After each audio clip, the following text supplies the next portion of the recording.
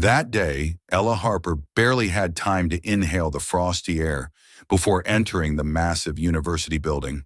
Her heels, thin as blades, clicked against the cold marble of the hallways, echoing the hum of student voices rushing to class. But Ella walked as if no one else existed, as if the walls adorned with portraits of long-gone great minds whispered to her, "You are one of us," but no one sees it. Her mind was her pride and her curse. At 22, she was not just a graduate student, but one of the few admitted to an elite research project. She should have been proud of this, but all she felt was a burning emptiness. In the faces around her, she saw only a blurred crowd that couldn't understand her ideas, her aspirations, her loneliness. However, something changed on the day she entered Dr. Mark West's lecture hall. His lectures on the philosophy of science were known for their complexity and unforgiving nature. It was said he could make any student feel like a complete nobody. Ella expected to see another arrogant professor with a haughty gaze, but he was different. Mark West stood by the window, turned sideways to the audience, tall in a perfectly fitting dark gray suit. He looked more like a detective from a noir film than a professor. His gaze was fixed somewhere in the distance, in the gray haze outside the window, where snowflakes danced to the rhythm of the wind.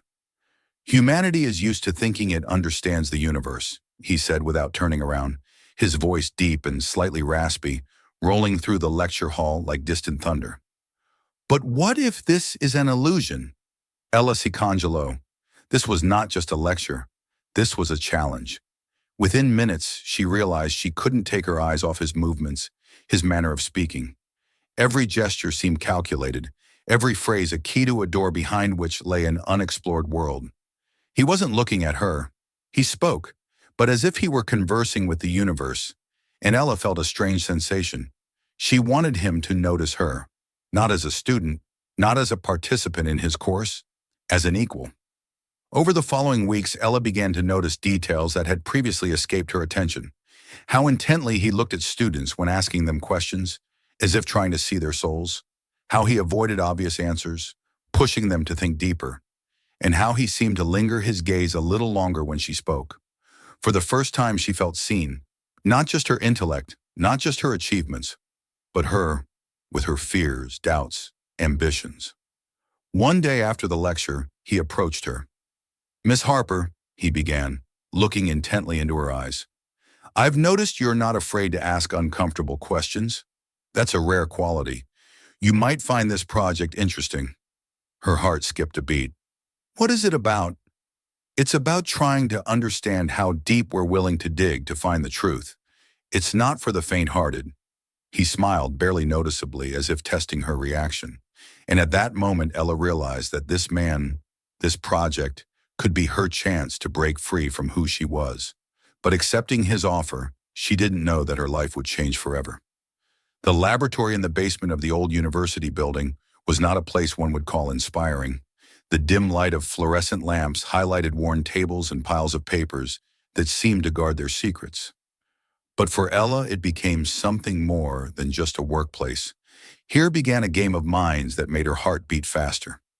Dr. West was already there, leaning over a board covered in formulas and notes. His hands, strong and confident, moved with precision, as if he were drawing the very essence of the universe. Ella paused at the door, trying to calm a slight tremor. This was not timidity, it was anticipation. "You always arrive on time," he noted, without turning around. "A good sign." "I don't like wasting time," she replied, stepping inside. There was a slight note of challenge in her voice. He turned around, and in his eyes flashed something akin to approval. It was not the gaze of a teacher patiently correcting a student. It was the gaze of someone evaluating an equal, seeking to understand how far their interlocutor was willing to go. "Then let's begin," he said, pulling a chair away from the table for her to sit. For the first hour, they worked on the project, discussing concepts that would seem convoluted and boring to most. But Ella felt her thoughts racing at breakneck speed, caught up in the sharpness of their dialogue. Each of his words was precise, like a blade, cutting away all that was unnecessary, leaving only the truth. "Do you see the pattern?" he asked, nodding at a complex diagram laid out before them. She looked at the chart, her eyes quickly scanning the lines and numbers. This was a task that none of her colleagues could figure out, but Ella couldn't afford to fail. It looks like there's a connection between these two variables, she said, tracing her finger along the graph. If we use the second derivative, we can find the hidden dependency. Exactly, he said with a rare smile that made him seem less distant for a moment. You grasped the essence remarkably quickly. That moment seemed frozen in time. They sat across from each other, their heads bent over the papers, but there was something more in the air than just collaboration. For the first time, Ella felt truly challenged, and it thrilled her to her core. But Mark West was more complex than he first appeared. He rarely gave direct answers, preferring to nudge her toward thoughts that initially irritated her and then filled her with exhilaration at her own insight. It was a game, and he masterfully controlled the rules. "Why did you choose me for this project?" she asked one day, pausing at the threshold after another long session.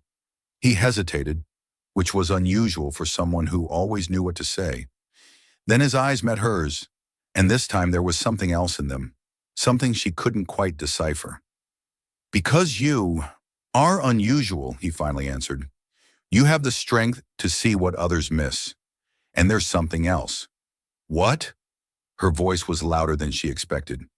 "You're not afraid to seek answers, even if they're unpleasant," he said, lowering his voice almost to a whisper. Those words stuck in her head. They became her secret trophy, something she replayed in her thoughts every night, lying in bed. Dr. West saw her, saw more than anyone else. And this feeling was almost dangerous. With each passing day, their sessions grew longer. Sometimes they ended well after midnight, when the campus was still in silence. In such moments, when only the faint light of a... "It's not just admiration for your mind," he continued, looking down at the table. "It's much more complicated." She remained silent for a long time, watching as his hand trembled slightly as he avoided her gaze. For the first time, she saw vulnerability in him, and it broke down the last of her defenses. "I can't ignore it either," she finally whispered. Those words seemed to hang in the air, inexorably drawn to the inevitable. He looked up, his eyes a mix of surprise and hope. "Ella, do you understand what this means?" His voice was hoarse, breaking. She nodded, not knowing what else to say. Her head screamed about the consequences, the moral boundaries they were crossing, but her heart beat faster than ever. Mark slowly reached his hand across the table, his fingers touching her palm. It was a light touch, but it sent an electric shock through her body. "If you want to leave," he said, "I'll understand." She looked at his hand, then at his face, and made her choice. She squeezed his fingers, and at that moment, everything around her, the storm outside, the darkness of the laboratory, the fear of the unknown, ceased to exist.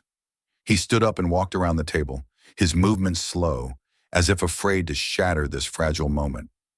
They stood facing each other, their gazes meeting, and before she could change her mind, he leaned in, gently touching her lips with his.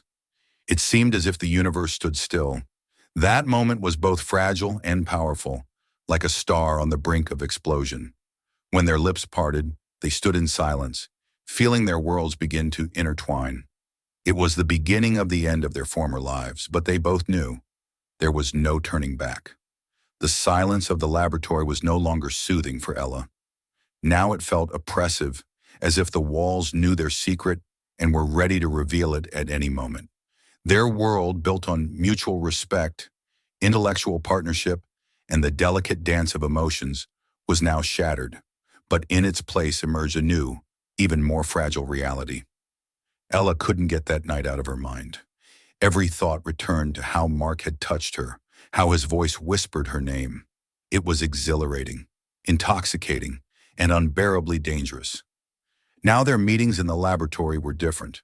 They could no longer look at each other the way they used to, without a hidden smile or accidental touch.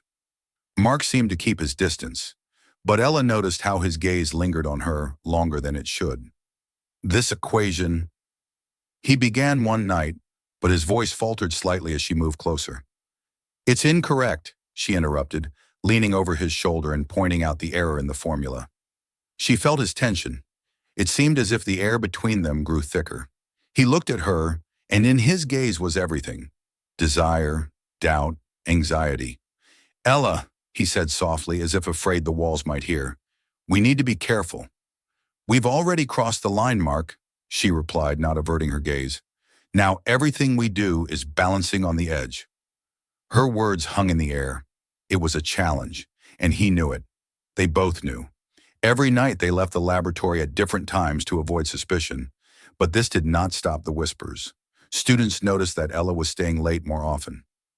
Mark's colleagues sometimes asked questions with implications that he merely brushed off. "You've changed," her roommate Jessica noted one night when Ella returned home late. "In what way?" Ella preguntó con cautela, tratando de mantener su compostura. "You're more alive, as if someone finally broke through your cold armor." Ella rió, pero su risa sonaba forzada. She understood that Jessica was right. Mark had opened something new in her, something she hadn't even suspected existed. But this closeness was both inspiring and terrifying. Every glance, every smile, every accidental gesture reminded her that they were risking not just their reputations, but everything they had achieved. One evening, when they were alone in the laboratory again late at night, the tension reached its peak. Ella was sorting through papers, and Mark sat in a chair studying her profile. "We can't keep doing this," he suddenly said. She looked up, her face expressing confusion. "What do you mean? All this, the meetings, the glances, the touches, it's becoming too obvious. Are you afraid we'll be found out?" Her voice was colder than she expected.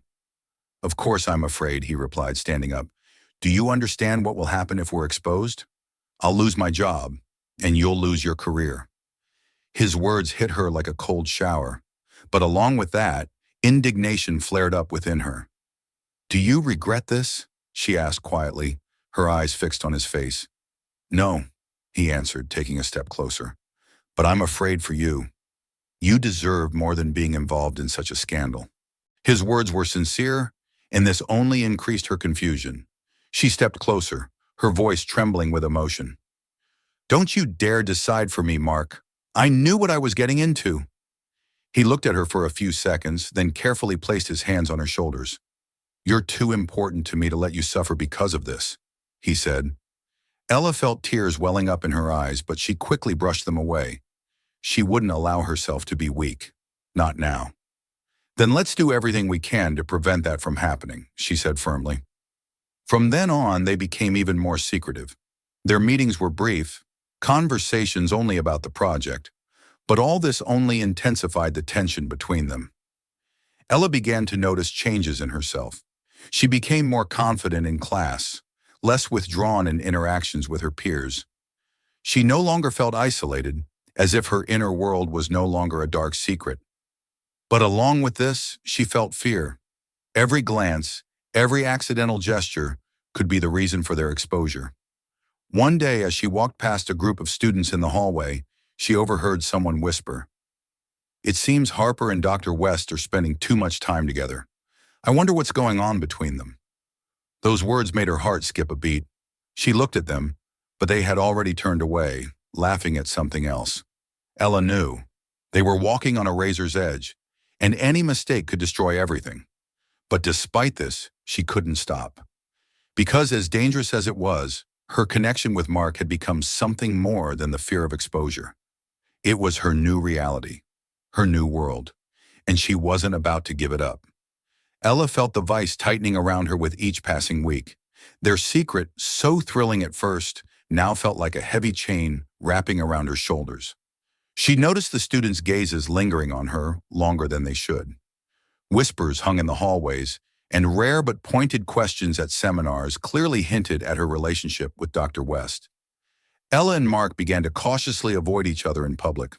Their meetings now took place in the dim light of his office, behind closed doors, or were reduced to brief emails in which they exchanged research results and occasional personal notes. But despite all their efforts to remain unnoticed, avoiding the consequences proved impossible. It happened on a Tuesday morning. Ella had just finished a lecture and was heading to the library when she was stopped by the department chair, Professor Helen Grayson. A tall, stern woman with a sharp gaze, she rarely engaged in conversation without a reason. "Miss Harper, may I speak with you in my office?" Ella felt her heart skip a beat. Of course, she replied, trying to hide her agitation. When they entered the office, Helen gestured for Ella to sit. Then, folding her hands on the table, she began to speak. I'm sure you understand why I've called you in. Ella remained silent, but her palms were sweaty and her breath quickened. There are rumors about your relationship with Dr. West, Helen continued. Her voice was steady, but there was a note of disapproval in it. Is this true? Ella knew that denial would achieve nothing. The rumors had already spread beyond their control, but admitting it was a dangerous step. Dr. West and I, are working on a research project, she began cautiously. Our relationship is professional. Helen leaned forward, her eyes studying Ella as if she were an X-ray. Ella, I respect your achievements and know how talented you are. But understand, such rumors can ruin not only your career, but also Mark's. Do you understand what I'm saying? Ella nodded, feeling her throat go dry. I ask you to be careful, Helen added. The academic environment does not forgive such mistakes. When Ella left the office, her legs were shaking. She knew that this meeting was a warning, but it was also just the beginning. That night, Ella met with Mark in his office. Her face was tense, and her hands nervously fidgeted with the edges of her sweater. Helen spoke to me, she began without waiting for him to speak. He frowned, which was unusual for someone who always knew what to say. What did she say? That we're being watched, that the rumors are no longer just rumors. Her voice trembled, but she tried to keep herself together. He stood up and went to the window, looking out at the dark campus for a long time. We need to do something, he finally said. What do you suggest? She asked, her voice filled with anxiety. Maybe we should stop all of this. His voice was quiet but resolute. Ella felt something inside her snap. She stood up, her eyes flashing with anger and pain. You want to just give up? After everything we've had? Ella, this isn't about what I want, Mark turned to her, his face expressing as much fear as resolve. This is about protecting you. She froze, looking at him, her breath coming in gasps. I don't want to be protected, Mark. I want to be with you. He stepped closer, his hands touching her shoulders. And I want you not to lose everything because of me. She remained still, her gaze locked with his, her breath ragged. I don't want to be protected, Mark. I want to be with you. The next day, they entered Helen Grayson's office together. Their hands did not touch, but their steps were equally firm. We want to clarify the situation, Mark began once the door closed behind them. Helen raised an eyebrow, her gaze shifting from Mark to Ella. I'm listening. Our relationship has gone beyond professional, he continued. We understand that this may raise questions and doubts, but we have not violated any university rules. Ella felt her heart pounding in her chest. This was a step into the unknown, but it was necessary. Helen was silent for a long time, her gaze heavy but not hostile. Do you understand the consequences this could have? Yes, they replied in unison. After a long pause, Helen sighed. Very well, but know this. The university will be watching you. Any suspicion of favoritism or unethical behavior will result in severe consequences. When they left the office, Ella felt both free and frightened. Now their relationship was out in the open. But with that came a new feeling. They had taken a step toward the truth, and despite the fear, it brought them closer together than ever. They knew there were still many challenges ahead, but now they were ready to face them together.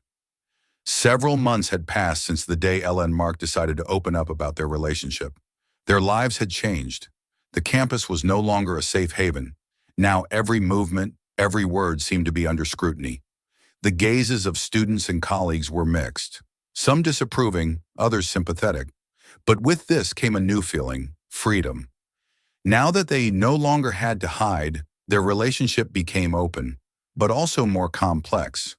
For the first time, they could make plans without looking over their shoulders in fear of exposure. Ella sat in the lecture hall, finishing her final presentation at the seminar. She spoke confidently, her voice firm, her gaze focused. The topic of her research, related to energy dynamics and the developments she had worked on with Mark, was met with thunderous applause. Mark sat in the back row, his face expressing pride. For the first time, He no longer hid that he was her partner, not just in science, but in life. After the lecture, the students began to disperse, and Ella approached him. "How did I do?" she asked, smiling. "Brilliantly, as always," he replied, his voice filled with warmth. He wanted to embrace her, but he held back. Even now, despite the permission to be together, they maintained caution in the academic environment. Later that day, they met at his home. Their evenings now took place not in the laboratory, but in a cozy setting where books, notes, and cups of coffee created the perfect backdrop for their conversations. "Have you submitted your application to graduate school?" Mark asked, pouring wine into glasses. "Yes, to the University of Southern California, as we discussed," she replied. Her voice was confident, but there was a hint of worry in her eyes. "Are you nervous?" Mark set the glasses on the table and sat down across from her. "A little," she admitted. "Moving to California. A new stage. It's scary, but at the same time, I feel it's the right thing to do." Mark smiled and took her hand. "We've been through all of this together, and I'm sure there are new opportunities waiting for us there." Graduation day was special. Ella stood among the crowd of students, dressed in a black gown and square academic cap. Her name was called loudly as she stepped onto the stage to receive her diploma. In the hall, Mark applauded, his pride palpable even from a distance. After the ceremony, they lingered on campus for a moment, looking at the buildings that now seemed part of a distant past. "I'll miss this place," Ella said, crossing her arms. "We'll always remember that this is where it all began," Mark replied, his voice soft. They remained silent, savoring the moment. A few weeks later, they stood on the balcony of their new apartment in California. The sunset painted the sky in golden-orange hues, and the breeze carried the scent of the ocean. Their apartment was filled with books, star charts, and memories of the past. "Are you ready for your first day in graduate school?" Mark asked, raising his glass. "Ready. And you?" "You're officially a professor at the University of Southern California now," she replied with a smile. They laughed, and in that laughter there was no anxiety, only joy. Late that evening, they headed to the nearest observatory to mark their new beginning. Ella stood looking through the telescope, while Mark watched her. "What do you see?" he asked. "Infinity," she replied, straightening up and looking at him. "It seems so distant, but with you, I feel like I can reach it." Mark embraced her, gazing at the stars. "We started with a secret, but now we're here together, and this is just the beginning." Ella turned her head to meet his gaze. "Yes," she said, her voice firm. "Together we can achieve anything." And at that moment, the universe seemed infinite, just like their path, which they had begun anew, no longer with fear, but with new dreams and hopes.